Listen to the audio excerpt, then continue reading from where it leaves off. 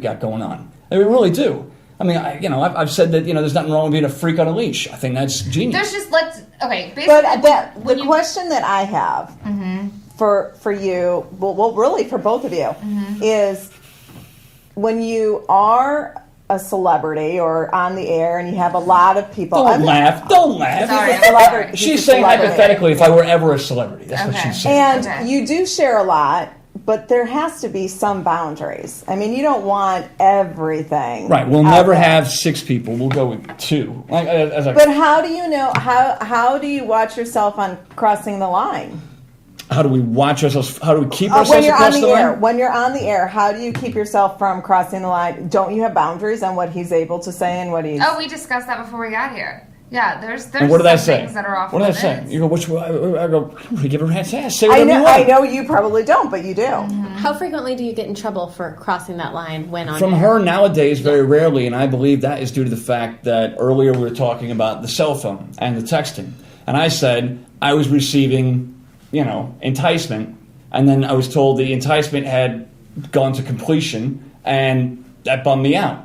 That in and of itself, everyone knows what I'm saying, but they don't know what I'm saying if they're of a certain age. Sure. My point is, it's like going to see a Pixar movie with your kids, and there's a joke for the adult, in between the 10 for the kids. Right. That's how I keep it now. People know what it is, but I would never discuss anatomy or body parts or go that far into it, right? Right. Or people. Right, I would never name names, but So are you all good with everything that he puts out there on the air? Yeah, for the most part. For the most part, I am. What do you mean, I can't think of anything right now that necessarily upset me, but yeah, for the most part. And do your parents hear all of it? And oh my gosh, my parents. No, are so why cool, don't you interview? Yeah. Interview with Sean, and I'll just get myself nice and sauced. It's all good. Come on. No, my parents. It's funny because we just had a barbecue over the weekend, and we were at my dad's house, and my grandpa came out on the deck, and Dan was actually out there, a friend of ours. And, Dan, our friend with the balls. And I really like shock value. I like to say something just to get a reaction out of somebody. So I said to my grandpa, I said something. He asked me something about my day, and I said, I'm kind of walking funny because I got it earlier. And Dan's face just, at first, and then he was like, oh, wait a minute, it's your family. Now, my grandpa starts laughing, but... I start crying because she really didn't, and I start thinking, well, how'd you get it? It wasn't you. No, because there was a drought for a while. That was why Dan was freaked out for a few minutes. There was about a 1-week drought, and that really was weird. That was a weird thing. Keep going with your story. My vagina was sad for a week. I'm sorry. So was I. I mean, I would have wept with her. I would have cried on her and helped things out. I can really talk about, just about anything, and it doesn't bother me for the most part. But are there not... this is the thing, is that I know that you can joke around about a lot of things, and you can turn almost any question into a joke. Mm-hmm. But aren't there some boundaries, some guidelines, that personal stuff that you don't even, want to necessarily...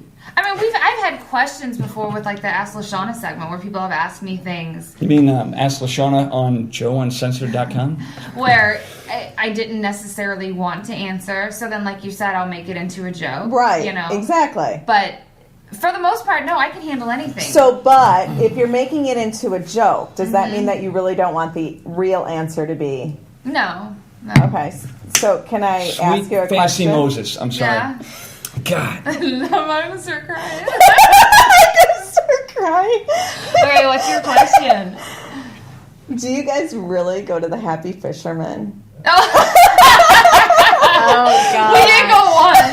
It was horrible. Oh, my God. It's awful. Once you go once, you'll never go again. My God. We have... It was Dan and Gina's fault. They made us go. Was your waitress's name Angela? Don't know. We had a guy. We blocked it out. I blocked it out. I blocked everything out. We have our picture with the waitress because she was so psychotically wrong. I had the waitress. It was, I don't know, there were 10 of us. There were 10 of us. I had the waitress thinking that I had bared the children for her husband and my husband's children, all of them. Oh my God. Their relationship that she and I were the mother of all of their children, and we had done it And she went with it.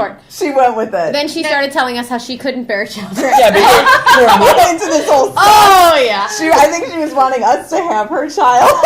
I think I'm scarred from that experience. It was, yeah. You gotta look where you're at, though. And the food was wretched. Not all the dogs bark at the same time around that place. But they do have dollar PBRs, and that was good. I was good. Oh, you drink PBR? I'll drink anything. Look, it's a compromise in the relationship. I accept the fact that she'll drink just about anything, and you will. I mean, you'll drink just about anything. Sometimes I'll eat just about anything. I know, and sometimes you're like, oh yeah, she'll drink gas station wine.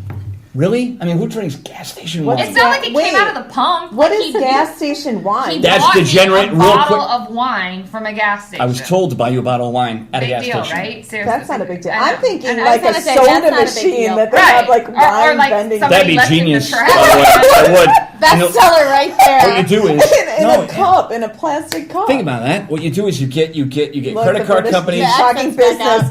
No. You get credit card companies to team up with each state's individual driver's license, and then that magnetic strip on the driver's license doubles as your credit card, which is going to happen anyway. Oh yeah, eventually that's all going to, right? So then when you want to buy your wine in the vending machine, you can only do it if you are 21 or up. That's a genius idea. Fabulous. Someone's going to steal because we're global. I guarantee it. Someone right now in China take the idea. They just took it. And they did. It's fine.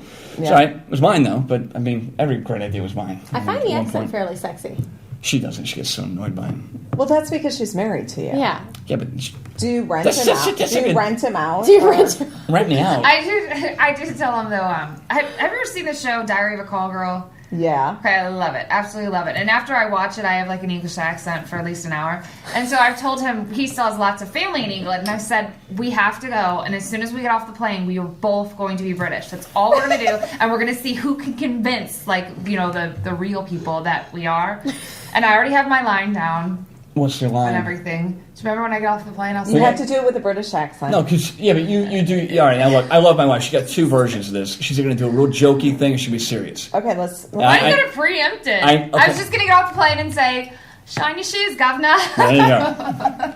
I'm so mad. Why do you get mad about that? Just my people, man. I have a hard time seeing the two of you actually arguing. Like I see it arguing, God, and you go, and then you start laughing. He gets mad because he'll go, "You're not even looking at me. You're not even looking at me." I'm like, "Yeah, but I can still hear you. It doesn't matter if I'm looking at you. I can still hear you." It's the eye rolling. The eye rolling kills. I can't help it. Oh, eye rolling is a big pet peeve. Huge. And you know what? Here's the problem. You know someone long enough. You're married to them long enough that you know them and you know all their little bits and tricks. Okay? So even if their eyes are shut. Tricks. Even if the eyes are shut, you can see. Now you probably can't see it now, but you would know what I'm talking about. If the eyes are shut, you can still see the eyes go back. And she'll do that. Her thing now. Because I don't want him to see me roll my eyes. So now I just my husband is the king of that move. Man. Because the eye rolling is like, well, which would you rather me do? Roll my eyes or just close my eyes so you can't see? But you do both now. Not feel like you need to roll your eyes. Anything that you're about to say. You need to roll your eyes. That's brilliant. Maybe you can think to yourself, wow, you know what?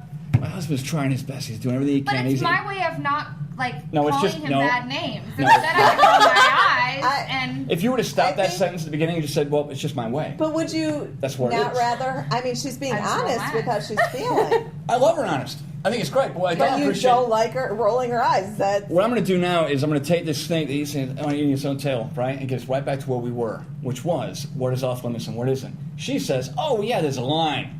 I wouldn't cross the line." It's complete BS. You cross the line socially all the time with our friends. We have one friend who is of we've got a friend. He's a good guy, right? I always say he's openly Mexican because he just happens to be open and Mexican. So I say he's openly Mexican. He knows everything. Okay, every dirty Hipperson secret. If anybody ever wanted to squeeze us in a way, like get the dirt on us, you'd find my openly Mexican friend. You'd squeeze him, right? Get all his pressure points. He'd tell you everything because she tells him everything.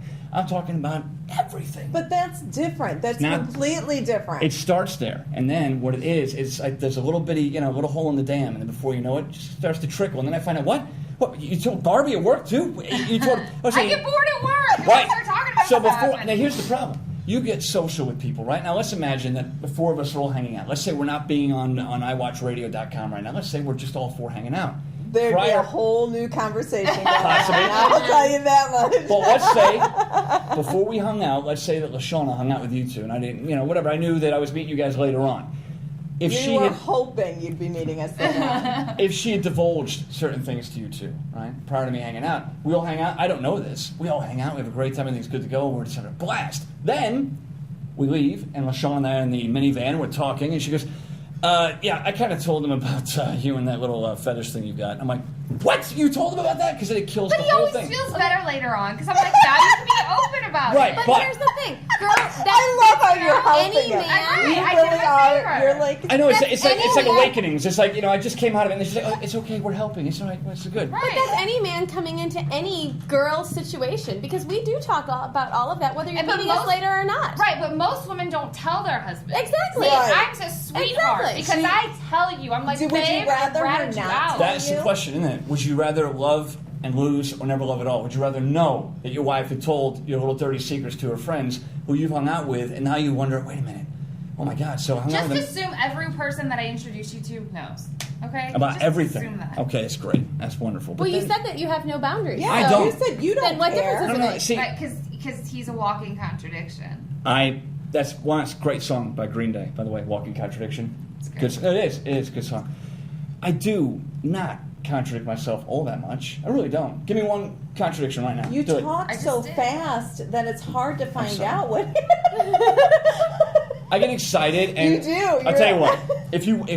If I didn't love your show and I didn't love being a part of it, You I really would be like so. Okay, so you really love my show. Yeah, I'd be sitting Why here do like you love my show? Now it's going to be all about me for a moment because it really has been a lot about For a you. moment. Okay, so why do you love my show? because you don't hold back on any risk taking, and I think that's very just. I think it's very nice. I think you have integrity and honesty, not only in your presentation, but in the way that you address other people. You don't do anything condescending. You are very, very on an equal level. Even though you're welcoming people into your show, you're letting them, whether it be the show we have tonight or shows down in the past, you let them feel as if this is the first time this show's ever been on, and we're all taking the journey together. Shouldn't he sell cars? I've said that for the longest time. I just fell in love with them. No, but I'm being- Do you want to try If he says it with the accent, I was going to say. If I say with the accent, I can choke her. He kind of went into the accent a little bit, so that's why I knew he was serious. For real, though, I do mean that. I like how you're able to do that. You create this experience. That's why I don't know if there are people watching tonight for the very first time. I mean, because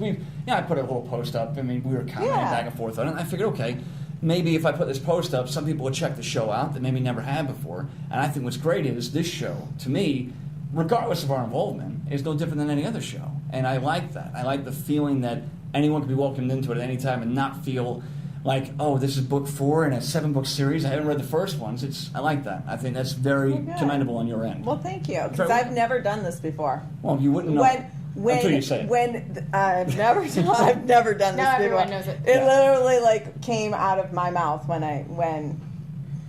I thought of it. I was like, okay, yeah, I'll do Sexy in St. Louis. Okay. Well, see, she asked for the comment, and then she kind of stuttered a bit after. I mean, you wanted it. I gave you what I felt. I appreciate that because I'm not a professional talk show anything. I'm not a radio. So I'll be honest with you, I was a little bit nervous when I knew you were coming in and had, whether you requested to be in here or whether Sam requested for you to request. I know nothing of the same individual you speak of. No.